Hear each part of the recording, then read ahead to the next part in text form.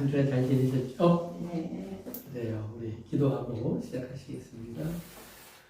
고마우신 아버지 하나님, 오늘의 만남을 감사합니다. 주님의 사랑 가운데 주님을 알게 하신 그 은혜를 우리가 다시 한번 기억하며 주님이 이 땅에 이루어 주신 그 말씀 속에 우리가 들어가길 원합니다. 또한 아버지 하나님, 그 말씀이 이제 우리의 삶이 되어 우리를 통해 하나님의 나라가 이 땅에 증거되고 보여지기를 원합니다. 부족한 종 오늘도 사용하셔서 주님의 참된 말씀을 바로 전할 수 있도록 성령님이 역사하여 주옵소서. 종의 입술을 주장하시고 언어를 주장하시고 생각을 이끌어 주옵소서. 우리 사랑하는 성도들 함께 이 모두 주의 진리 안에 잠겨질 수 있도록 성령님 역사하여 주옵소서. 예수님의 이름으로 기도합니다. 네. 우리 지난 시간 공부한 것이 뭐였죠? 십자가를 지려면 미워하라고 다 버리고 벌. 오케이. 예. 우리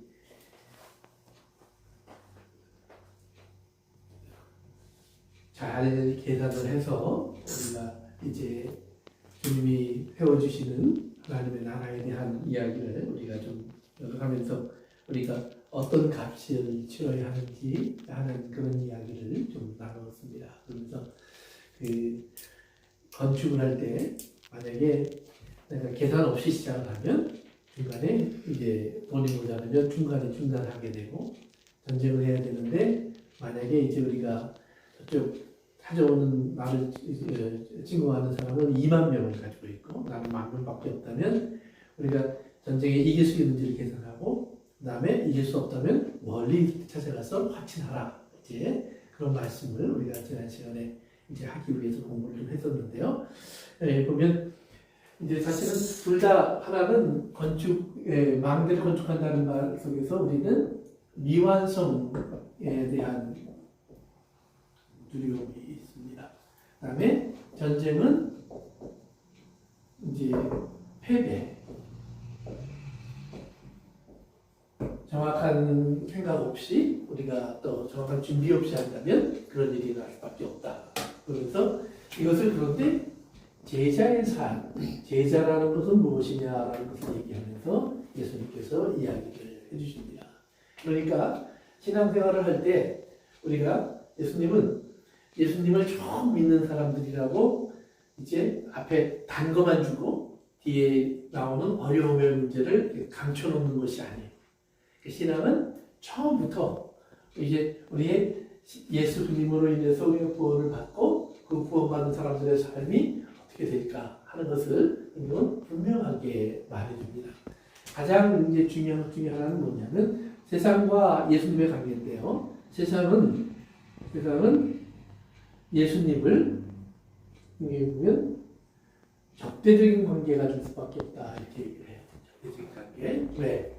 예수님이 말씀하시는 하나님의 나라의 모습과 세상이 추구하는 하나님 자기의 나라의 모습은 상반되기 때문이에요. 가장 대표적인 것이 뭐냐면 예수님이 이제 우리가 뒤에서 공부한 것처럼 높은 사람, 큰 사람,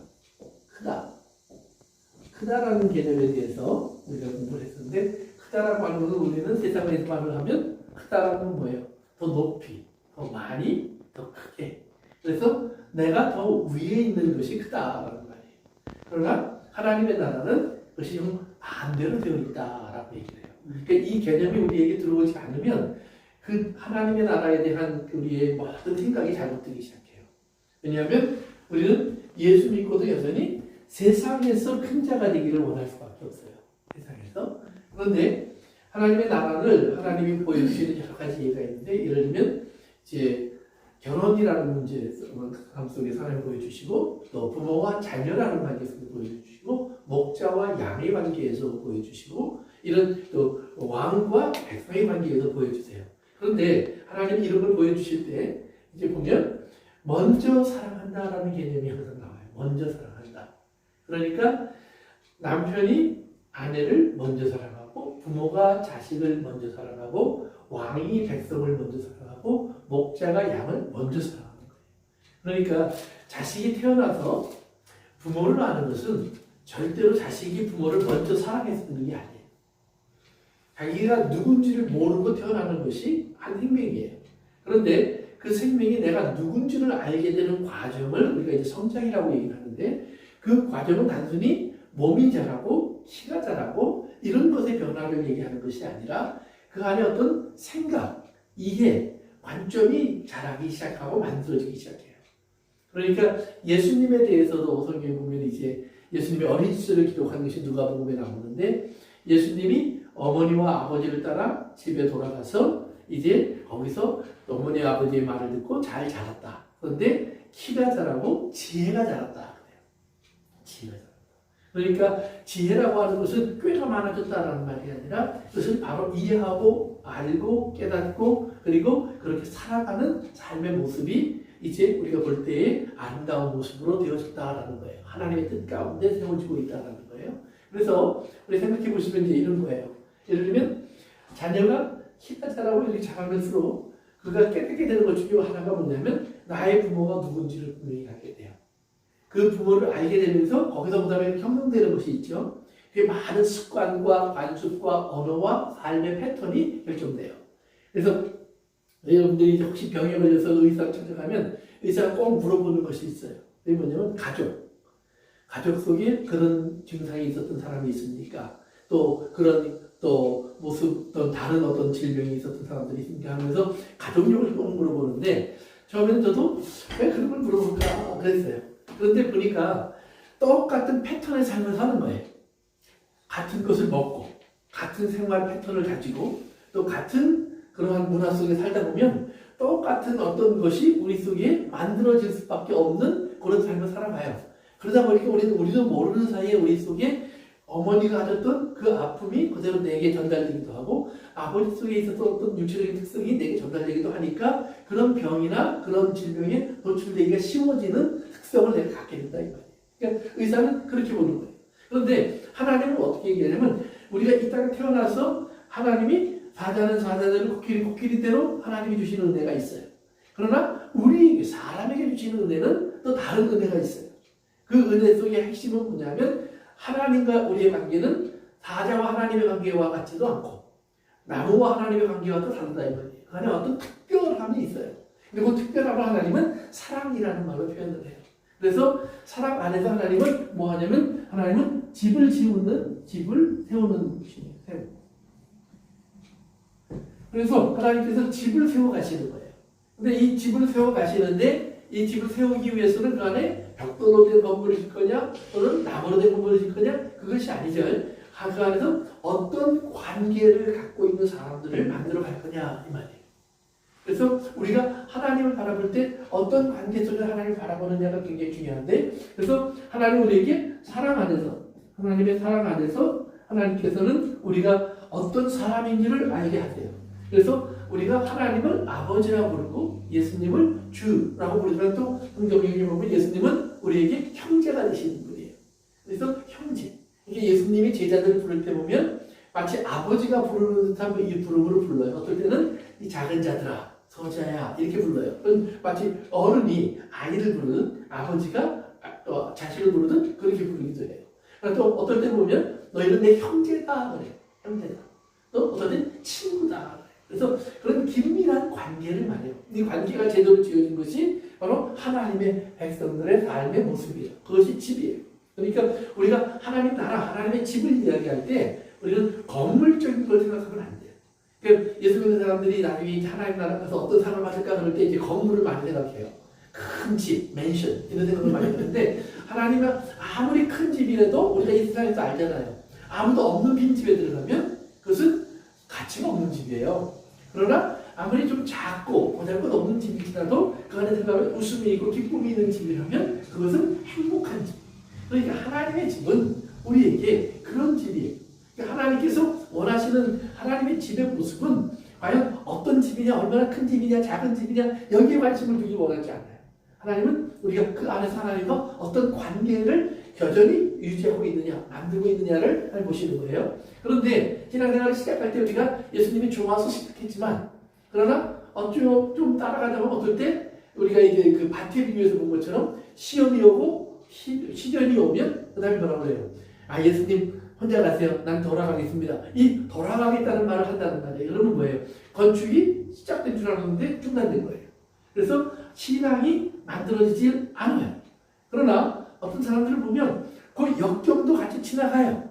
그런데 그 역경도 같이 지나가다 보면 더 긴밀하고 더 가깝고 더 좋은 관계가 돼요. 그래서 끊어질 수 없는 하나님의 온전한 관계 속에 들어가는 우리가 만들어진다는 거예요. 그러니까 하나님께서 원하시는 것은 자, 하나님 나라의 제자가 되겠다. 하나님 나라의 것은 망대를 두는 것과 같다 하는 말이에요. 그런데 너희가 어떤 망대를 두을 것이냐? 그런데 이미 사실은 설계도는 하나님의 말씀에 나와 있어요. 하나님 설계도는 이미 정해져 있어요. 그러니까 반드시 이렇게 지어야 돼요. 그런데 만약에 우리는 여기서 돌도 좀 빼먹고 창문도 안 내야 되는데 만약에 문도 닫고 이렇게 만든다면 그건 잘못된 건축이 되겠죠. 그런데 자꾸 우리는 이렇게 해서 딴 것을 보고 딴 것을 찾고 딴 데로 가기를 원하는 그런 집을 만들어요. 그러니까 자식을 키우다 보면 어느 순간이 되면 다 집을 나가려고 그래요. 가까이 있고 싶지 않아요. 그런데 나 같은 자식이 이 집이 그래도 좋구나. 그래서 탕자처럼 돌아와 보면 재밌는 것은 이 땅의 집에는 주인 어머니 아버지가 안 계세요. 대부분들이 돌아가셨다 이 말이에요. 그러나 거기에 보면 돌아와 보니까 아버지가 계셨다 이 말이에요. 그 차이예요. 그래서 아버지가 계신 이 집으로 아버지의 집으로 다시 돌아와야 돼요. 돌아와 보면 옛날과 똑같은 집인데 나갈 때는 감옥 같았던 집이 돌아와 보니까 뭐예요? 이것이 좋은 집이에요. 따뜻한 집이에요. 먹을 것이 있는 집이에요. 쉴 곳이 있는 집이에요. 그러니까 하나님의 집이 이렇게 되는 사람이 되어야 되는 거예요. 그래서 예수 믿으면 우리가 처음에 보면 뭔가 안 해야 되고 못 해야 되고 그 다음에 자꾸 버려야 되고 이런 부담이 자꾸 찾아와요. 그러다 보면 이게 예수 믿는 것보다 안 믿는 게 나을지도 모르겠네 이런 생각이 들 수도 있다 이 말이에요. 그러나 그 다음 단계로 나가면 그 다음 단계까지 가면 우리 비로소 여기가 천국이구나 그렇게 되는 거예요. 그래서 하나님의 나라를 여러분들 천국을 우리는 잘못 이해하면 저기에 있어요. 그런데 하나님은 자꾸 천국이 여기 있다고 얘기하시는 거예요. 지금 여기 우리 가운데. 그래서 여기에 천국이 없는 사람은 죽어도 천국이 없는 거예요. 그러나 천국이 여기 있는 사람은 그러면 영원한 천국이 있는 거예요. 그래서 여러분들에게 이 영원한 천국이 있는 이 집을 짓기 바라요. 그래서 우리가 어떤 값이 올 것 치러야 되느냐 할 때 예수님이 말씀하는 건 뭐냐면 십자가라는 값이 너에게 필요하다. 분명히. 그러니까 모든 인간의 관계 속에서는 절대적으로 십자가와 같은 원리가 있어야만 만들어지는 온전한 관계가 있다는 거예요. 그렇지 않으면 다른 모든 관계는 어느 순간에가 보면 뭐예요? 세상적인 기준이 되면 그러면 어느 순간에 우리는 갈라지고 깨어지고 버리고 나눌 수밖에 없어요. 그러나 하나님의 기준으로 돌아가면 보면 이제 세상에서도 보면 우리가 볼 때는 도저히 함께 갈 수 없는 두 사람이 부부가 되어서 같이 가시는 분들이 있어요. 근데 보면 여기 반드시 누군가의 희생이 있어요. 대부분들이 남자보다는 여자가 일방적으로 희생을 해요. 그런데 그 일방적인 희생이라도 그 희생이 있었기 때문에 그 관계가 유지된 거예요. 만약에 남자처럼 똑같이 여자, 즉 아내가 남편처럼 똑같이 생각을 가지고 행동하고 그랬다면 뭐예요? 그건 일찌감치 깨졌을 거예요. 그러나 누군가 절대적인 희생하고 고통 속에서 찾아왔어요. 그런데 예수님과 세상의 관계 속의 차이는 뭐냐면 예수님의 관계 속에서는 예수님 반드시 이것을 뭐예요? 바꿀 수 있어요. 즉 남편이 후회할 때 예수님은 좋은 아내처럼 그를 다시 품어줄 수 있어요. 그러나 세상적인 관계 속에는 남편이 후회할 때 아내는 이미 땅에 없을 수가 있어요.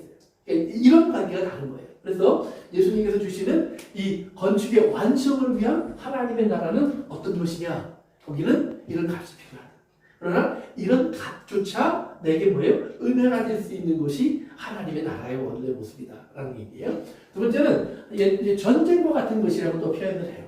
그러니까 하나님 나라가 그러니까 건축을 하는 것과 전쟁을 하는 것 생각하면 쉬운 나라가 아니라는 거죠. 이 땅에서 계속 뭔가 부닥치고 걸리고 어렵고 괴롭히고 그런 것들이 있다는 거예요. 전쟁은 사실 이 땅의 모든 걸 파괴하는 거예요. 내 삶의 모든 뭐예요? 안정됨을 다 뒤집어 엎어버리는 거예요. 어제까지 일상이 이제는 사라져버려요. 그런데 그런 일상이 사라져버리는 듯한 그런 전쟁이 우리를 찾아오고 있는데 그러면 나를 찾아오시는 이 힘을 우리가 바라보자는 말이에요. 두 가지예요. 첫째는 나와 화친을 위해서 찾아오는 내가 화친을 청할 때 오케이 평화를 만들자라고 지난번 시간에 얘기했지만 평화를 받아들이는 왕은 뭐예요? 이 땅은 없어요. 그러나 예수님은 원래 평화를 위해서 오십니다. 예수님과 우리가 화친을 원한다면 예수님은 얼마든지 그 화친의 요청을 받아들여요. 그래서 화평한 나라를 만드실 거예요. 그러니까 그 화평한 나라의 조건은 뭐냐면 그러면 뭐예요? 예수님이 이제는 나의 로드가 되는 거예요. 내가 정복당하는 건 맞아요. 왜? 나는 종이 되어야 되니까. 근데 정복당하는 건 맞지만 그러나 그 정복당한 내 삶이 뭐예요? 내가 스스로 예수님과의 대적하는 삶을 살 때랑 비교한다면 비교할 수 없는 삶이 된다는 말이에요. 왜냐하면 이 땅에 예수님을 버리면 또 하나의 왕이 나를 찾아와요. 그걸 세상 왕이라고 성경으로 표현해요. 세상 왕이라고 하는 것은 사단, 악한 영들의 세계예요. 근데 사단도 나보다 강해요. 그럼 우리가 사단에게 가서 화친을 침노하면 사단도 그래 화친하자 그래요. 그러나 사단은 내게 화친을 받아들이면서 내게 요구하는 것이 있어요. 왜? 내 영혼을 요구해요. 그러나 예수님은 화친을 하면서 당신을 나에게 내어줘요. 나를 지배하는 방법이 다르다는 말이에요. 내가 나를 줄게, 네가 나를 받아 라고 말하는 것이 예수님의 화친의 방법이고 사단의 방법은 내가 너를 소유할게, 너를 내 거로 내놔 라고 하는 것이 사단의 방법이에요. 그런데 실제로 보면 사단의 방법을 택하면 내가 가진 것이 많은 것 같아요. 왜? 사단이 예수님에게 찾아와서 시험할 때도 보면 뭘 보여줬어요? 마지막에 세상에 그렇죠? 부귀 영화를 다 보여줬어요. 내게 절하면 이거 내게 줄게. 그런데 사단에게 절하는 순간 그것이 내게 온 것 같은데 뭐예요? 사단은 그걸 가지고 나를 파괴하기 시작해요. 향락과 쾌락이라는 이름을 가지고 나에게 뭐예요? 절망과 그리고 나에게 이제 아픔과 고통을 나에게 선사하기 시작해요. 결국은 내 영혼이 지옥에 떨어지는 그런 아픔을 맛보게 될 거예요. 그러나 예수님으로 돌아오면 어떻게 보면 세상의 것을 내가 가질 것이 별로 없어요. 아니 하나도 안 남아요. 그런데 예수님의 사랑을 내가 받게 되면 그리고 내가 예수님을 사랑하게 되면 그 사랑 안에서 그것으로 충분하다 이 말이에요. 우리가 가끔 이제 주변에서도 또 뭐 영화나 이런 걸 보면 젊은 사람들이나 이런 사람들이 사랑의 이야기가 나올 때가 있잖아요. 그런데 부자와 가난한 사람의 사랑, 뭐 많이 뛰어난 사람과 정말 형편없는 사람의 이야기가 가끔 드라마의 주인공처럼 등장을 해요. 근데 보면 그 가진 사람이 아무것도 없는 사람을 사랑해서 다 버리려고 해요. 그런데 결혼하고 나면 대부분 후회해요. 얼마 지나지 않아서. 왜? 사랑을 잃어버려요. 또 후회하는 것은 환경이 바꾼 게 아니에요. 사랑을 잃어버렸기 때문에 후회하는 거예요. 그런데 예수님은 그 사랑을 위해서 모든 것을 다 버렸어요. 그리고 그 사랑의 완성을 위해서 십자가에서 돌아가셨어요. 그러니까 예수님의 사랑은 항상 십자가로 가요. 그러니까 그 십자가의 사랑은 후회하지 않는 사람.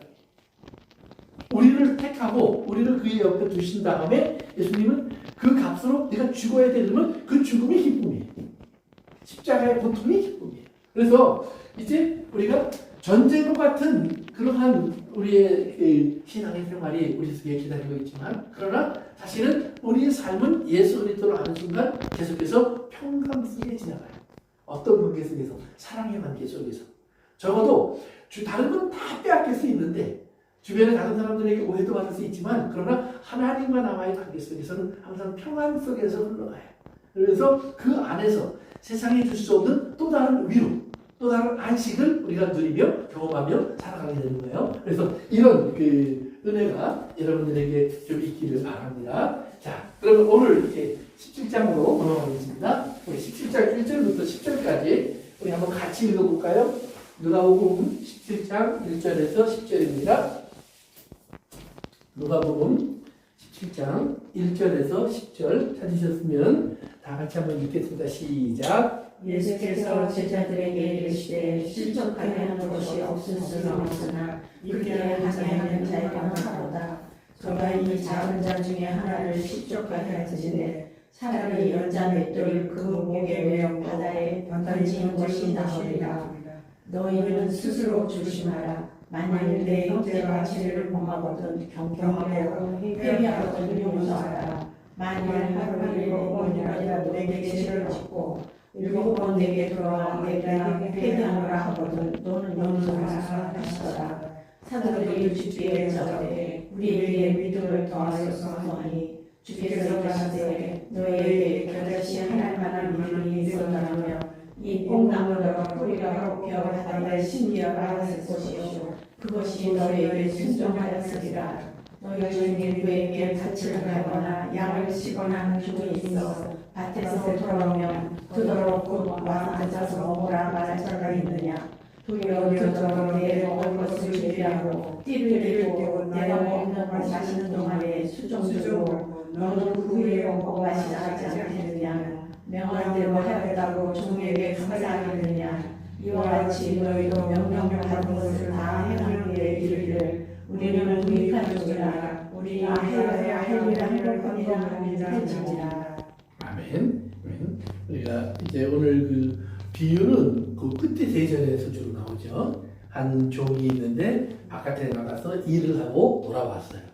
그런데 주인은 하루 종일 뭘 했는지 모르지만 종이 오니까 기다렸다는 듯이 야 배고파 죽겠다. 밥 좀 준비해라.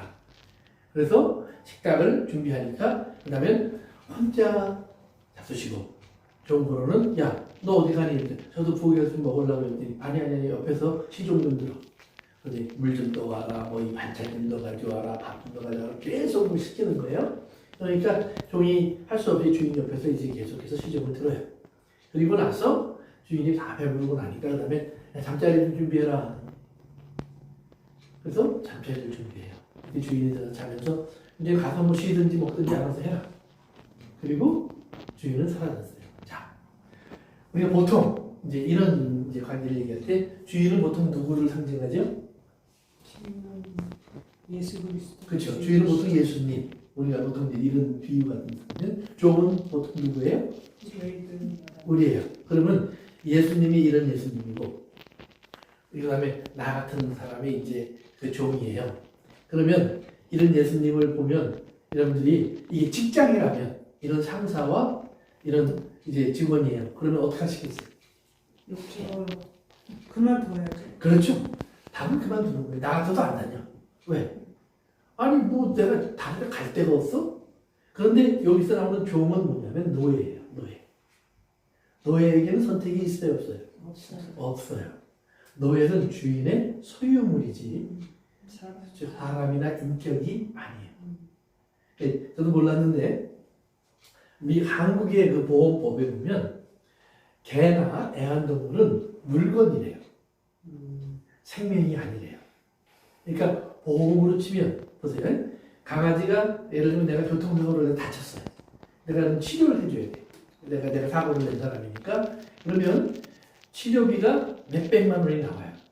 근데 강아지를 새로 사면 몇만 원이면 돼. 그러면 보험에서는 몇만 원만 준대요. 왜요? 바꾸라고.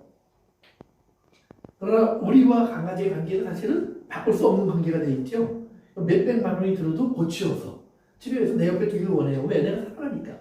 근데 기준이 다른 거예요. 기준이 다른 거예요. 그것처럼 노예는 그 당시에 이스라엘 사람들이 이 말씀을 들을 때도 노예는 뭐예요? 주인의 소유예요. 그러니까 이거는 다반사로 있는 일이에요. 특별한 일이 아니에요. 그러니까 우리에게 선택이 있다면 버릴 수 있겠지만 선택할 수 없는 관계예요. 두 번째, 예수님이 우리의 삶에서 정말 그러면 이렇게 나쁜 예수님이라면 우리가 볼 때 여러분 예수 믿고 싶어요?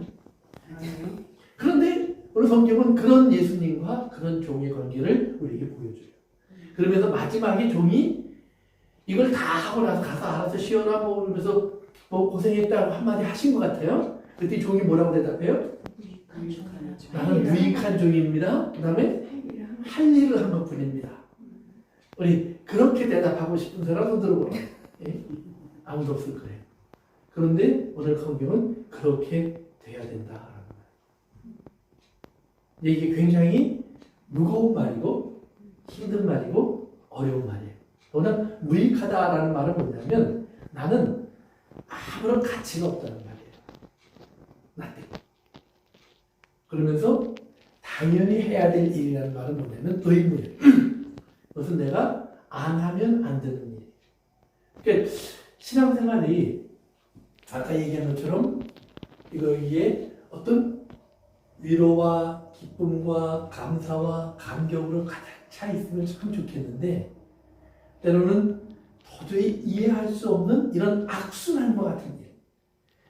내가 참 좀 참고 열심히 그래서 예수 믿는 사람이니까 양보하고 노력하고 있는데 보면은 직장에서 겨우 그런 관계를 내가 그래도 참고 넘어왔어요.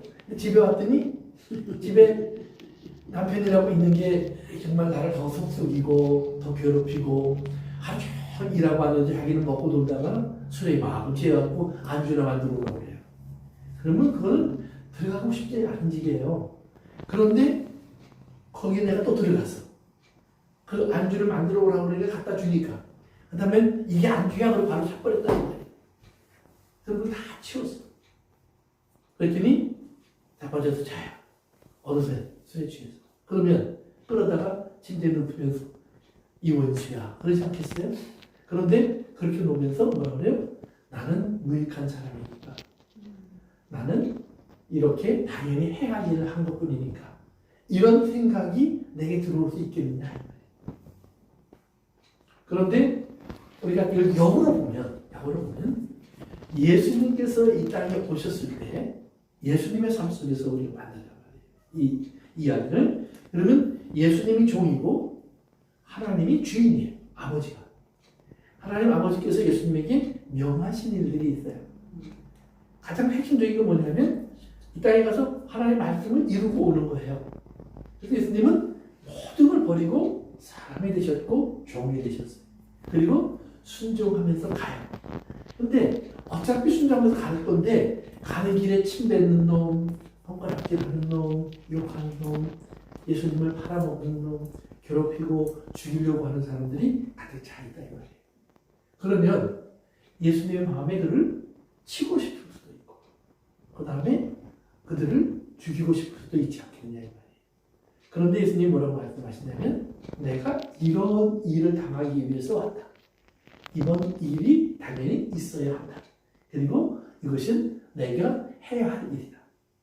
그리고 그것을 어려운 시간이 되면 오히려 그 일을 할 수 있는 믿음을 구하고 하나님께 그것에 도움을 구하면서 그 일을 끝까지 해나가면서 기쁨으로 가요.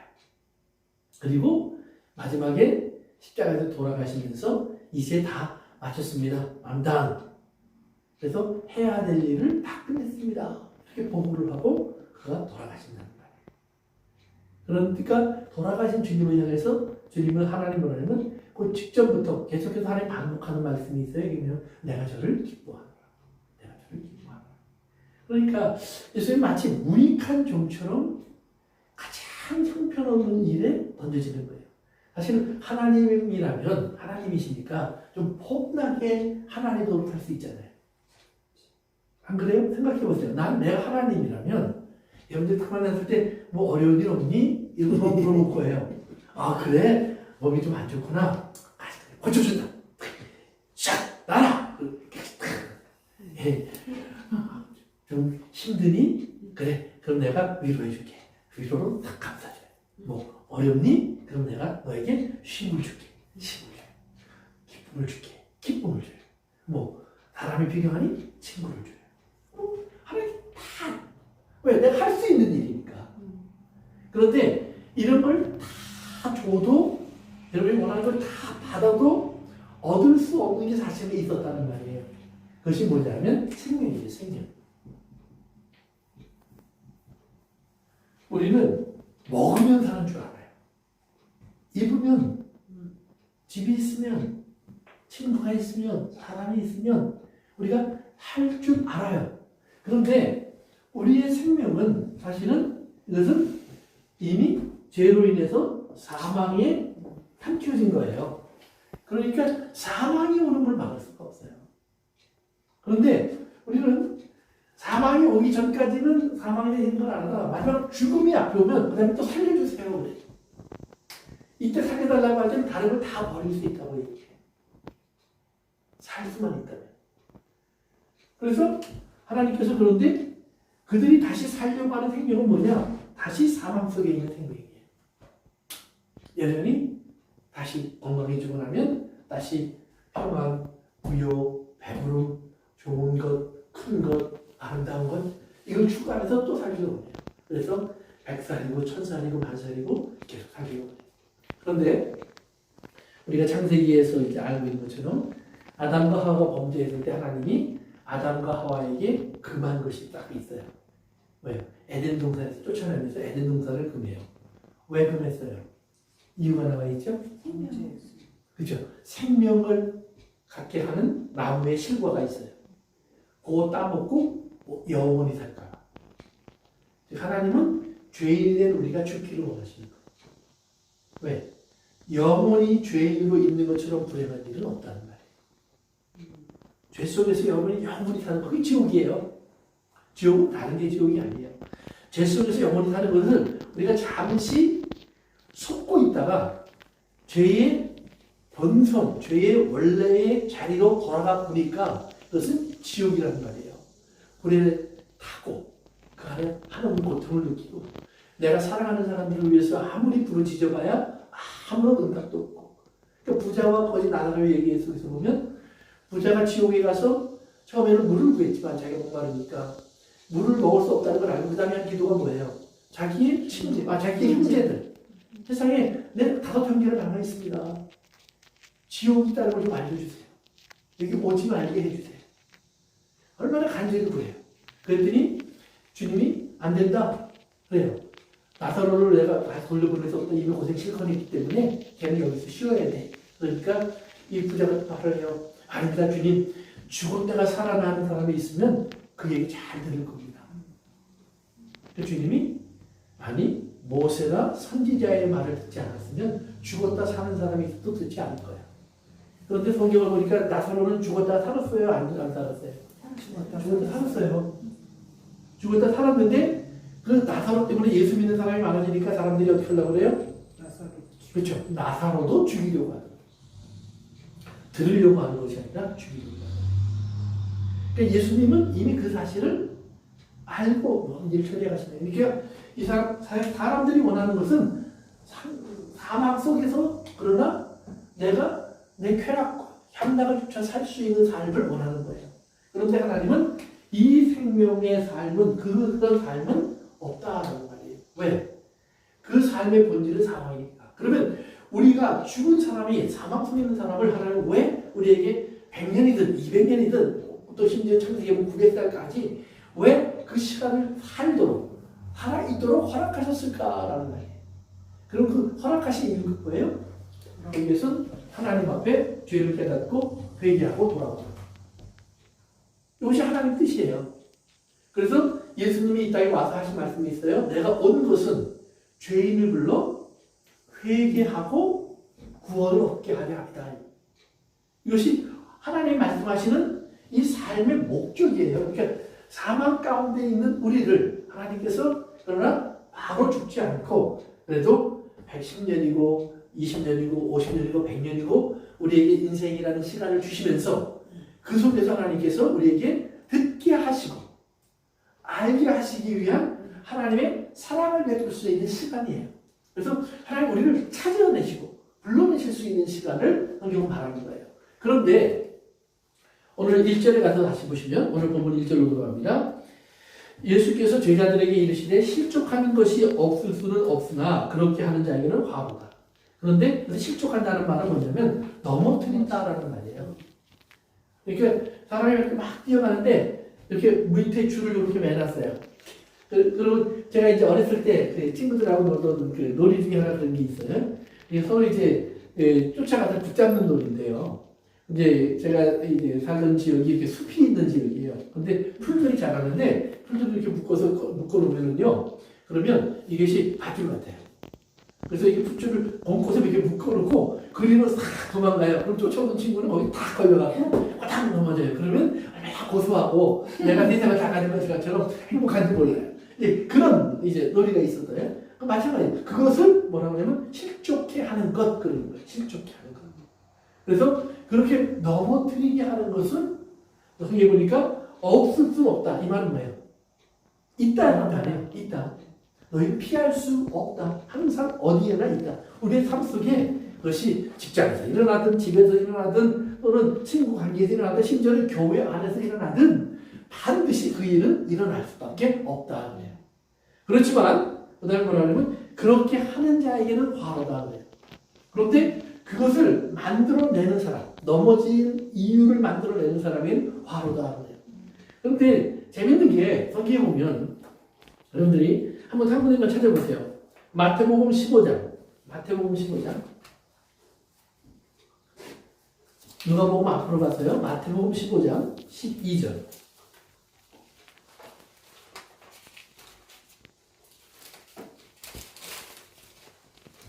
마태복음 15장 12절. 한번 읽어볼까요? 시작. 이에 제자들이 나와 가되 바리새인들이 이 말씀을 듣고 걸림이 된 줄 아시나이까. 아멘. 뭐예요? 걸림이라는 말이 실족하게 하는 거예요. 근데 제자들이 누구에게 한 말이에요? 지금 이 말이? 바리새인들이 걸림이 되었으면 실족했음이라 이 말이에요. 그러면 누구에게 지금 제자들이 한 말이죠? 이 말은? 제자들이 누구에게 했어요? 사람들. 아니요. 예수님에게 한 말이에요.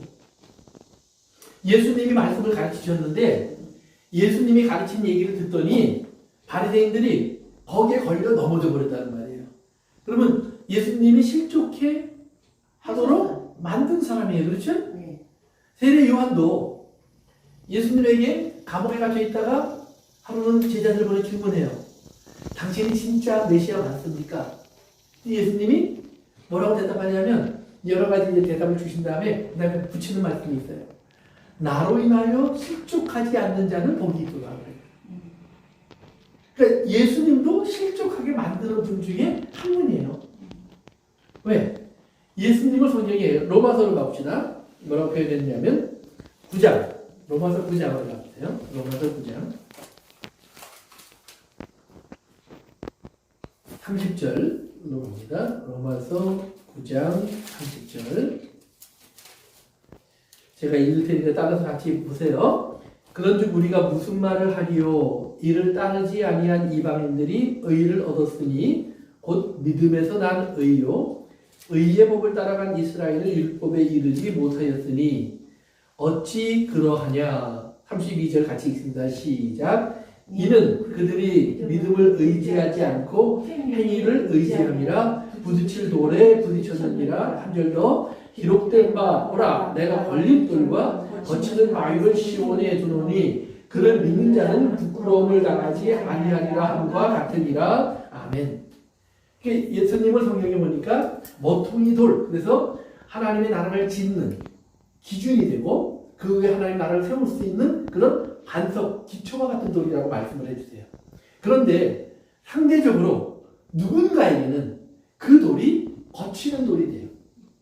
그래서 이 땅의 사람들은 그 돌을 쓸데없는 돌이라 뽑아서 버리려고 했던 것을 예수님의 십자가의 죽음으로 이제 그것을 표현하기도 해요. 그래서 예수님이 분명히 예수님은 돌은 맞아요. 그런데 모퉁이 돌을 아닌 사람은, 모퉁이 돌로 생각하지 않는 사람들은 그 돌이 자꾸 거치장스러워요. 그래서 바리새인들이 예수님이 이 땅에 왔을 때 왜 예수님을 죽이려고 하느냐? 뭐예요? 그들이 가고 있던 방향이 있어요. 바리새인들은 율법을 지킴으로 의롭다함을 얻은 사람들이에요. 그래서 율법을 지키는 일에 정말 최선을 다해요. 율법을 그들은 성경에 나오는 600 몇 가지의 율법을요 2000가지가 넘는 최소한 4배 정도로 키웠어요. 그 세밀한 조항을. 그래서 그걸 다 지키고 살아가는 사람이에요. 여러분 생각해 보세요. 그냥 뭐 하지 마 그런 것만 있다면, 예를 들면 여러분이 운전하고 가는데 50마일 이상 가지 마세요. 그렇다면 그건 그렇게 어려운 법이 아니에요. 50마일 밑으로만 가면 되니까. 그런데 그 다음에 법이 나오는데 48마일 이상으로 가세요. 50마일 넘지 말고 48마일 이하로 가면 안 돼. 그 2마일 안에서 가야 돼. 그러면 쉽겠어요? 어렵겠어요? 엄청 어려워요. 조금만 언덕만 나와도 그냥 신경 써야 되고 조금만 이렇게 언덕이 올라가는 것만 나와도 악셀레이터에 힘을 줘야 되고 이게 굉장히 어려운 운전이 돼요. 그러니까 이스라엘 사람들은 그렇게 만들었다는 말이에요. 그러니까 웬만한 사람은 그 법을 거의 지킬 수가 없도록 만들어 놓은 거예요. 그러니까 그 법을 지키는 사람이기 때문에 아주 열심히 있는 사람이 아닌 이상은 그 법을 거의 지킬 수가 없어요. 더구나 가난하거나 배고프거나 장애가 있거나 힘이 들거나 이런 어려움이 있는 사람들은 번적으로 지킬 수가 없어요. 왜? 당장 배가 고파 죽겠는데 이런 바리새인들은 안식일을 준비했다가 먹을 수 있는 여유가 있었어요. 근데 나는 안식일 전부터 하루에 한 끼도 제대로 못 먹어요. 일주일 내내.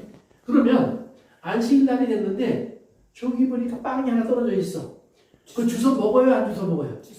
네, 주워 먹어요. 그러면 바리새인들이 볼 때는 뭐예요? 안식일을 어긴 사람이에요. 그러니까 먹는 것을 감안하라고 하나님의 법을 어기는 저는 주일로. 이것밖에 안 되는 거예요. 그러니까 이런 사람들이 이 땅에 수없이 많아지도록 만들었다는 말이에요. 그런데 예수님이 이 땅에 오셔서 그들 앞에 새로운 기준을 만들어 놓으신 거예요. 바리새인, 그리고 이쪽에는 세리, 이쪽에는 서기관, 이쪽에는 장로, 이쪽에는 대제사장. 근데 이쪽에는 뭐예요? 모든 가난한 사람들. 이들이 있는데 예수님이 자꾸 그들 속에 들어가서 먹고 마시고 대화하고 함께하며 그들에게 하나님의 복음을 주시면서 너 구원받았어, 네 죄가 용서받아서 자꾸 이 소리를 하시는 거예요. 자기들은 죄를 안 지려고 아주 뚱뚱말뚱 살면서 겨우 이렇게 서 있는데 이쪽에다가는 지들 마음대로 살아온 사람. 자, 이들이 볼 때는 그냥 뭐 50마일, 48마일 없어요. 막 60마일도 갖고 20마일도 갖고 지 마음대로 살던 사람들한테 너 구원받았어, 너 용서받았어. 이러니까 여기서 볼 때는 뭐예요? 환장하겠죠. 이건 말도 안 되는 하나님의 얘기예요. 그러면서 그게 무슨 그게 하나님 나라입니까? 라고 항의하는 거예요. 그러니까 그들은 오다가 예수님이 말하는 걸 보면 저건 하나님 나라가 아니야. 저건 지옥이야. 저거는 귀신이 하는 말이야. 저건 사탄이 하는 말이지 절대로 하나님 나라가 될 수 없어. 그래서 예수님에게 왔다가 걸려서 넘어지는 거예요. 다른 쪽으로 다 가버리는 거예요. 그것이 바리새인들이 택한 예수님을 바라보는 눈이에요. 그러니까 실제로 죽은 것은 예수님이지만 그러나 하나님의 군대를 버린 것, 받지 못한 것은 바리새인들이었다는 거예요. 그래서 예수님이 이제 말씀하시는 거예요. 예수님도 실족해 하는 이유가 돼요. 그런데 우리가 오늘 성경이 말하는 실족해 하는 사람은 화가 있도다라는 말을 할 때에 그 2절을 봐야 답이 나와요. 2절 17장으로 갑니다. 다시 누가복음 17장 2절. 그런데 실족해 하는 그 사람에게는 화가 있어요. 그러면 예수님도 화가 있었다? 물론 십자가가 화라고 보면 화가 있을 수 있어요. 그러나 이제 17장 2절로 가시면 답이 나오는데 한번 같이 가서 읽어봅시다. 누가복음 17장 2절입니다. 시작. 그가 이 사람자 중에 하나를 실족하게 할진대 차라리 연자맷돌을 그 목에 메었고 바다에 던지는 것이 나으리라. 아멘. 아멘. 그러면 이제 그걸 여기 이해하시려면 여기서 작은 자에게 한 일이라는 말이에요. 실족하게 했는데 큰 자들을 넘어지게 한 것이 아니라 작은 자들을 넘어지게 한 사람들에게 그 화가 있다는 말이에요. 그러면 여기서 작은 자가 누군지를 찾아내면 돼요. 그런데 여러분들이 누가복음 15장 이제 보면 예수님이 당자의 비유, 잃어버린 양의 비유, 동전의 비유 얘기했죠. 그 시작할 때 1절과 2절에 거기에 같이 있는 사람들 이야기가 나와요. 누가 어떤 사람이 나오냐면 누가복음 15장으로 가보세요. 누가복음 15장 1절, 2절 이제 봅시다. 누가 가까이 왔어요? 1절에? 세리와 죄인들. 그 작은 자들이에요. 그 예수님 눈에는. 그러나 세상 사람들이 볼 때는, 바리새인들이 볼 때는 죽어도 싼 저주받을 사람들이에요. 그들이 가까이 와요. 그 다음에 2절 같이 읽습니다. 시작. 바리새인과 서기관들이 수고하여 가로되 이 사람은 죄를 영접하고 음식을 다시 먹는다 하더라. 아멘. 그러니까 오늘 누가복음 17장에서 우리가 잘 기억하셔야 돼요. 누가복음 17장 1절에 보니까 예수님이 이 말씀을 누구한테 하냐면 제자들에게 해요. 그러면 거기에 세리와 죄인들이 있어요. 그렇죠? 그 다음에 바리새인들과 서기관들이 있어요. 그리고 예수님의 제자들도 있었어요. 그러면서 예수님이 누가복음 15장에 나오는 비유부터 쭉 14장에 나오는 얘기부터 자신이 시작한 거죠. 그러니까 쭉 이야기하고 계시는 거예요. 계속해서 지금. 그래서 15장에 나오는 비유, 16장에 불의한 천지기의 비유, 그 다음에 부자와 나사로의 이야기까지 마친 다음에 예수님이 and 이렇게 넘어가는 거예요. 그러니까 한국어 성경에 and라는 단어가 없지만 원어에는 있어요. 영어 성경에도 나와요. 그래서 and 아니면 now 그렇게까지 말씀하신 다음에 드디어 예수님께서 이 말씀을 시작하셨다 이 말이에요. 그러면 예수님은 바리새인과 서기관들에게 얘기를 하셨고 죄인인 또 뭐예요? 세리와 예수님을 찾아와서 함께 먹고 있는 사람들에게 다 들으라고 하신 말씀이 있어요. 그리고는 제자들을 중심으로 다시 한번 그 말씀에 대한 것을 정리해 가시는 거예요. 그러면서 뭐라고 하냐면 실족해 하는 일이 없을 수는 없어. 누구나 실족해 하는 일을 해. 그렇지만 실족해 하는 일을 하는 사람은 화가 있어.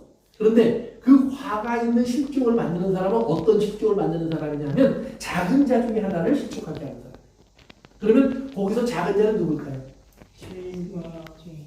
그렇죠. 죄인과 세인 같은 사람들이겠죠. 아무리 상대적으로. 그 다음에 또 예수님은 제자들도 작은 자라고. 만약에 너희가 큰 자처럼 생각하면 너희도 문제가 될 거야. 이 말이에요. 근데 예수님의 제자들은 나중에 보면 큰 자가 되려고 했어요. 그래서 누가 더 높으냐 이거 가지고 싸우다가 예수님한테 다시 한번 하나님의 나라는 어린아이와 같이 되지 아니하면 들어갈 수 없어. 하나님의 나라의 주인은 어린아이야. 그래서 예수님이 다시 한번 낮아져야 한다. 작은 자가 되어야 한다는 사실을 그들에게 깨우쳐주세요. 그리고 뒤로 가면 예수님이 또 마지막에 제자들이 뭐에 발을 닦아주시면서 너희가 나를 주인 또는 선생님이라고 부르지. 그러나 내가 너희에게 어떻게 하는지 너희 잘 봐라. 그래서 크고자 하거든 섬기는 자가 되라. 하나님의 나라에서는 섬기는 자, 즉 작은 자가 되는 것이 큰 자가 된 모습이다라고 다시 한번 깨우쳐주세요. 그래서 여기서 작은 자라고 하는 말은 뭐냐면 그렇기 때문에 예수님의 은혜의 대상. 그러니까 큰 자는 아까 바리새인 얘기했지만 열심히 지키는 거예요. 48마일부터 50마일 사이를 끝까지 지켜서 넘어지지 않는 사람이에요. 그런데 이쪽에 지 마음대로 가는 사람, 그러니까 그럼 지 마음대로 가는 사람은 어떤 사람이냐? 그걸 할 수 있는 능력이 없는 사람이에요. 그 다음에 그 중요성도 깨닫지 못하는 사람이에요. 그 다음에 나타나는 여러 가지 결과에 대해서도 책임질 수 없는 사람들이에요. 그러니까 작은 자라고 하는 것은 힘이 없는 자, 연약한 자 또는 부족한 자. 누군가가 그를 도와주고 지켜주고 보호해주고 그리고 도와주지 않으면 구원해주지 않으면 답이 없는 사람들, 이 사람들을 작은 자라고 표현을 하는 거예요. 그래서 성경이 작은 자는 항상 어린아이도 성경에 예수님이 작은 자라고 불렀고 제자들 이렇게 불렀고 세리나 장기나 이런 죄인들을 그렇게 부르시면서 너희들에게 절대적으로 보호자가 필요해, 돕는 자가 필요해, 구원자가 필요해. 그 구원이 나야. 그러면서 그것을 그들에게 거저 주세요. 왜? 작은 자는 그걸 살 수 있는 능력도 없어요. 그러나 이쪽에 있는 그 바리새인들은 내가 당연히 이건 내 거지 그래요. 왜? I earned. 이건 내가 버는 거야. 이건 내 사기야. 그러니까 하나님이 나는 너에게 그 일을 시킨 적이 없다는 거예요. 하나님은 그 일을 통해서 내가 너희가 그럼 기준을 갖고 따져볼래? 그럼 따져보자는 말이에요. 그랬더니 여자를 가고 음욕을 품는 자마다 이미 가늠하였다 그래요. 예수님이. 그래서 실제로 바리새인 중에는요. 여자를 보면 안 돼서 길거리 다닐 때 이러고 다닌다는데. 그러니까 이 앞에만 봐요. 그러다 보니까 어떤 일이 벌어질까요? 그렇죠. 막 부닥쳐서 머리 깨지고 피나는 피투성이의 바리새인들이 있었어요. 실제로. 제가 무슨 얘기를 하는 게 아니라 실제로 그런 노력을 한 사람들이 있었어요. 기독교인들 중에서도 나중에 보면 음욕을 품지 말라고 했다고 해서 뭐예요? 자기를 요만한 방에 가두고 맨날 때리는 사람도 있었고요. 심지어는 자기의 그 성질을 잘라낸 사람들도 있었어요. 왜? 자기가 그걸 절제할 수 없었는데 잘라냈다고 그게 없어지는 것도 아니고 자기를 때린다고 없어지는 게 아니라 때렸다는 말은 뭐예요? 있다는 말이에요. 여전히 내 안에. 그러니까 이것을 씻어내고 여기에서 나를 해방시켜줄 분은 예수님의 은혜 속에 들어가는 거예요.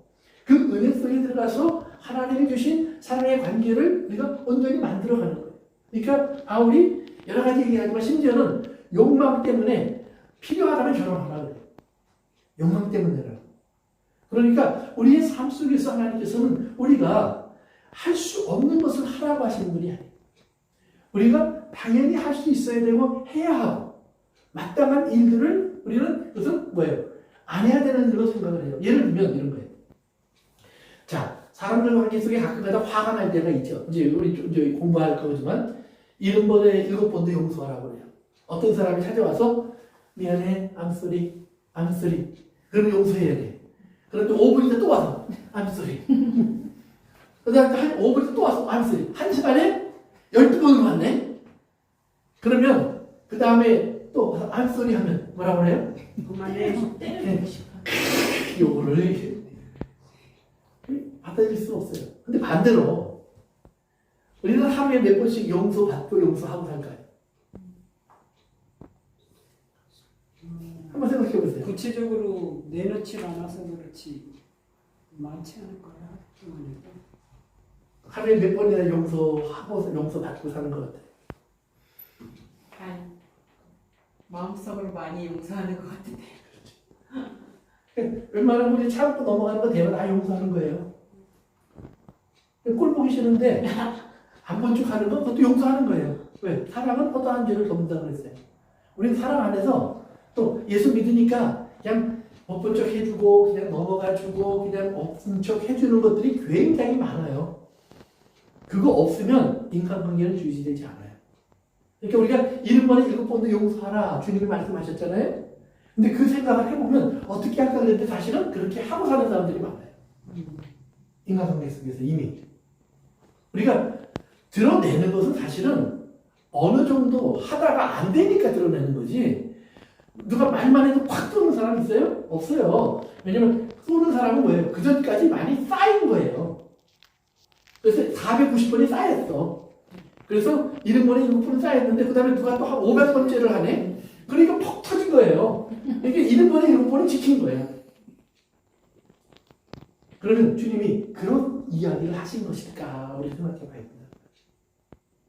그것이 아니에요. 주님은 우리가 완전한 용서를 할 수 있다는 말씀을 가르치기 위해서 70번에 7번, 7번을 찾아와서 회개하면 얘기를 하시는 거예요.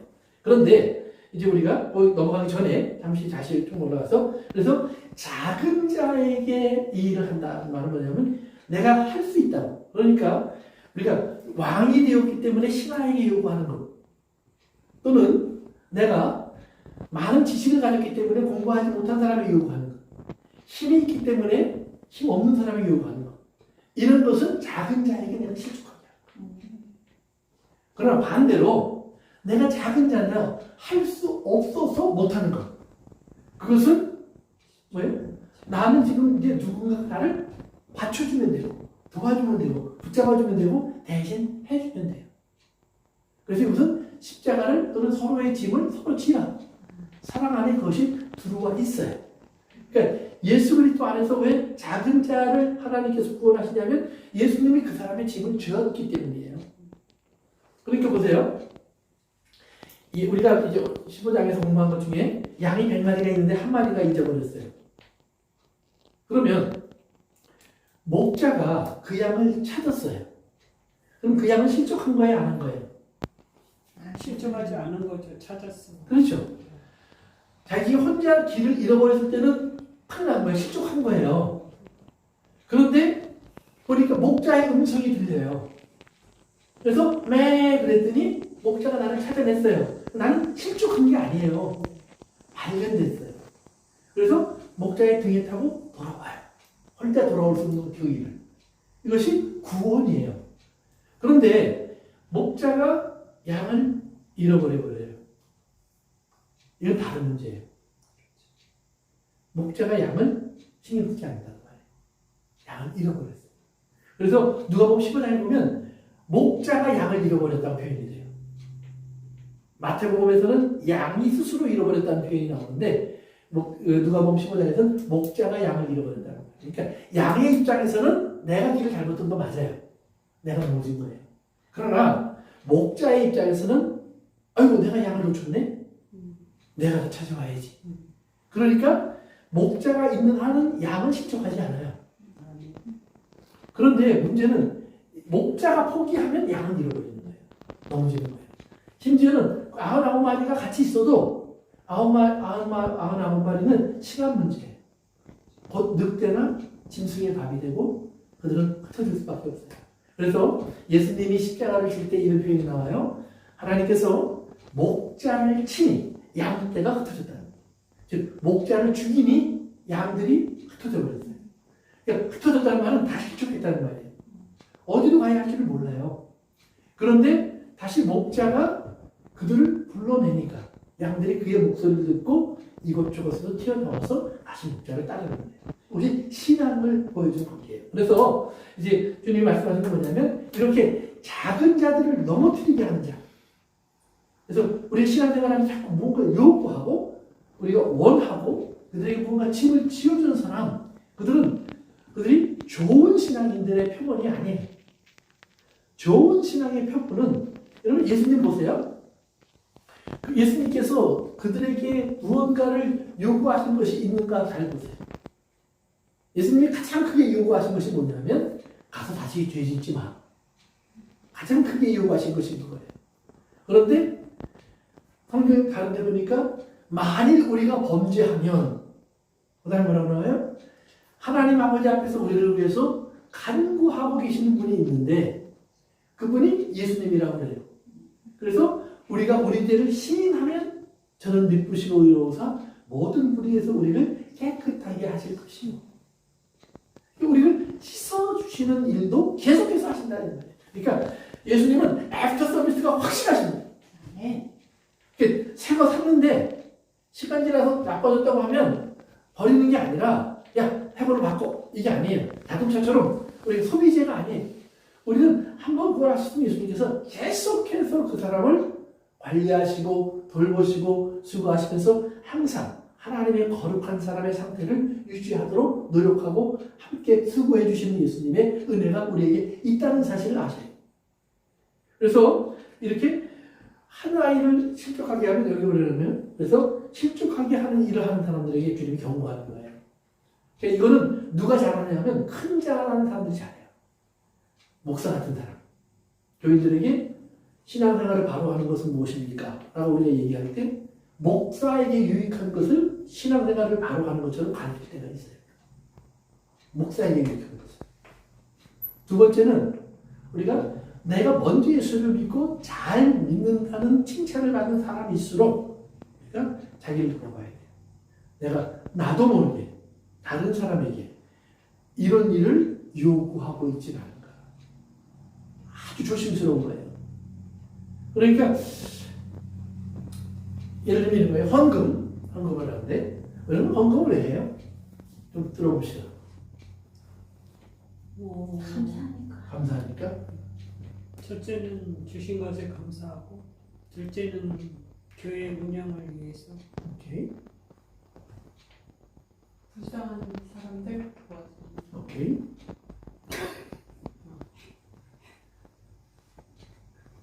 괜찮아요. 그러면 헌금은 기본적으로 각자가 자기의 마음속에서 하나님을 향한 감사에서 시작하는 거예요. 누가 이렇게 저렇게. 구약 성경에는 기준이 있었죠. 그렇죠?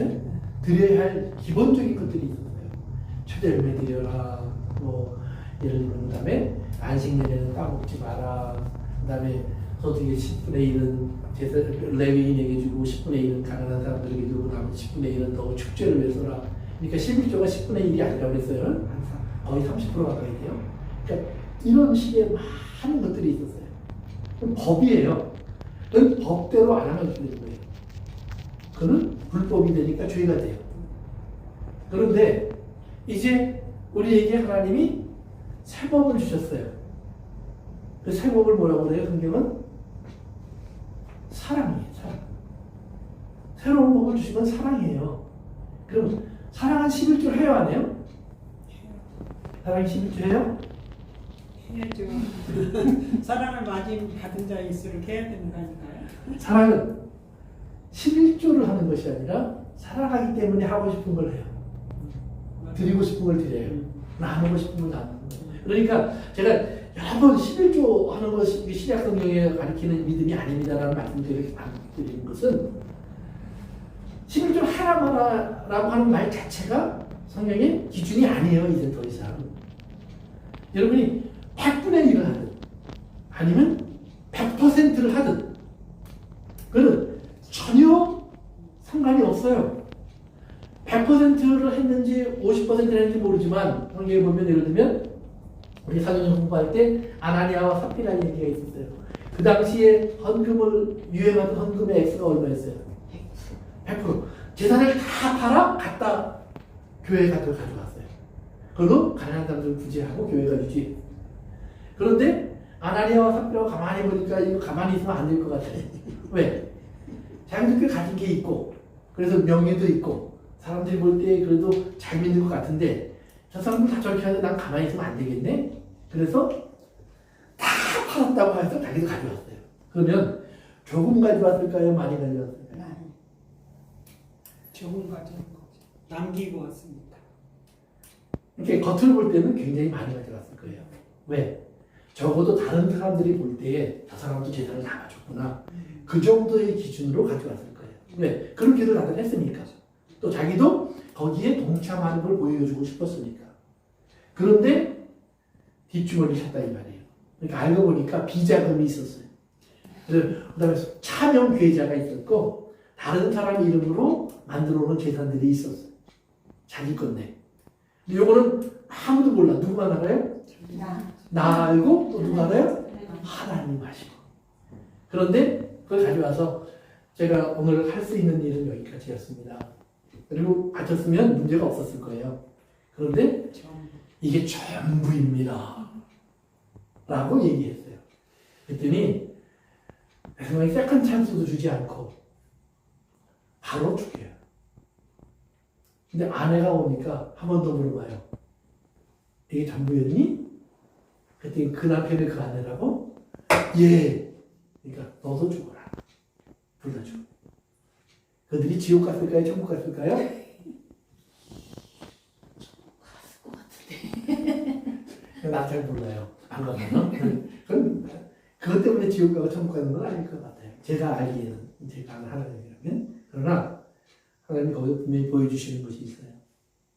교회는 또 봉사는 섬김은 절대로 자기의 자랑이나 의의가 되면 안 돼요. 남을 의식해서 하는 거면 안 돼요. 하나님 앞에 하나님이 감사해서 예수님의 은혜가 고마워서 하는 표현이면 그것이 전부 드려도 괜찮아요. 오늘은 안 드려도 괜찮아요. 내일은 조금만 드려도 괜찮아요. 올해는 크게 드려도 괜찮아요. 전혀 상관이 없어요. 그리고 그 드림의 목적이 그것이 자기가 아닌 다음에는 괜찮아요. 아까 얘기한 것처럼 가난한 사람을 위해서 드릴 수도 있고 교회를 섬기기 위해서 드릴 수도 있고 또 선교를 위해서 드릴 수도 있고 할 수 있는 일이 많이 있어요. 그러나 그것 자체가 하나님의 사랑을 받은 사람의 빚진 행동이지 그것이 그것으로 인해서 내가 무언가를 얻을 수 있고 받을 수 있고 인정받을 수 있는 건 아니라는 말이에요. 그래서 이거 우리가 잘 기억하시길 바라요. 그래서 우리가 실족해야 한다는 말을 오늘 다시 한번 정리합니다. 실족하게 한다는 말은 그 사람들로 하여금 떨어지고 넘어지고 범죄하게 한다는 말인데 예수님도 어떤 면으로 보면 실족하는 분이 될 수 있었다는 말이에요. 어떤 기준으로? 바리새인들의 기준으로 보면 예수님이 하시는 방법은 죄인과 친구가 되는 방법이에요. 마치 죄를 묵과하고 용납하는 듯한 행동이에요. 그렇기 때문에 그들은 아니라고 생각을 해요. 그런데 그들이 아니라고 생각했던 그 길을 보니까 거기에는 뭐예요? 작은 자들이 함께 할 수 없는 것이에요. 자기들만의 길이에요. 그러니까 바리새인들이 구제를 했다고 했어요? 안 했다고 했어요? 열심히 했어요. 또 열심히 했어요. 왜? 법에 나와 있으니까. 그리고 더구나 이제 우리가 말하면 추수감사절을 앞두고 40일은 그들이 회개 기간이에요. 그때는 회개를 위해서 가장 중요하게 생각하는 것 중에 하나가 뭐냐면 가난한 사람을 계속 구제해야 돼요. 계속. 가난한 사람을 구제하지 않고 하는 회개는 회개가 아니에요. 이스라엘 사람들의 그 예수님. 그러니까 얼마나 철저하게 했을까요? 그리고 얼마나 많은 사람들이 그들을 고마워했을까요? 그러나 그들의 한 모든 행동은 자기는 천국에 갔고 그들의 생각 속에서 저들은 자기가 도와줬지만 천국에 못 온 거예요. 자기는 더 높은 곳에 올라갔고 저들은 여전히 낮은 곳에 있는 거예요. 그런데 예수님은 뭐예요? 예수님이 낮은 데서 우리가 예수님 위에 있는 거예요. 그러면 예수님이 어디 계세요? 지금 예수님이 어디 계세요? 하나님 보좌 우편에. 하나님 제일 높은 데 앉아 계시는 거예요. 그런데 우리가 어디 앉아 있어요? 예수님. 예수님 위에. 예수님 머리 밑에 우리가 앉아 있는 거예요. 왜? 예수님이 우리를 높여주시니까. 또 우리가 거기 앉아 있는 거예요. 예수님이 낮아졌다는 말은 우리가 높아졌다는 말이에요. 동시에. 그런데 바리새인이 높아졌다는 말은 올라갈 수 없는 벽이 있다는 말이에요. 우리가 가까이 갈 수 없는 그런 집이 됐다는 말이에요. 문이 없는 곳이 있다는 말이에요. 진리는 우리에게 문을 열어주는 거예요. 근데 바리새인들의 법은 자꾸 우리를 둘러싸요. 그러나 하나님의 법은 우리를 거기서 풀어주셔요. 그리고 우리에게 자꾸 뒷문 던지는 거예요. 넌 나를 어떻게 살아갈래? 너는 자식을 키워보시면 할 거예요? 너는 사람을 사귀어보시면 할 거예요? 똑같은 사람을 한 사람도 없어요. 다 달라요. 여러분 각자가 생각하는 사랑의 방법도 다 달라요. 그러면 그 방법대로 살아갈 때 하나님께서 여러분 각자 속에 하나님이 주신 사랑이라는 마음 때문에 우리가 어떤 행동을 하느냐? 그것은 다 옳은 거예요. 다른 사람이 볼 때는 부족해 보여도 옳은 거예요. 거기까지 괜찮은 거예요. 충분한 거예요. 그래서 그 하나님의 사랑에 인정받은 그 기쁨을 가지고 여러분이 또 주님을 더 가까이 하는 거예요. 그래서 그것을 어린아이라고 얘기하는 거예요. 그래서 오늘은 어린아이를 실족해 하는 사람이 아니라 어린아이와 같은 사람이 되시길 바라요. 그래서 이제 이 한 주간 여러분의 삶 속에서 승리하시는 사람이 되시길 바랍니다. 계속해서 이 비유에 대해서 다음 시간, 다음 주에 한 두 번 더 아니면 한 번 더 진행해 나가도록 하겠습니다. 오늘 거기까지 합니다. 기도하겠습니다. 아버지 하나님 감사합니다. 오늘도 저희에게 주신 이 시간을 통해서 우리가 주님의 말씀을 배웁니다.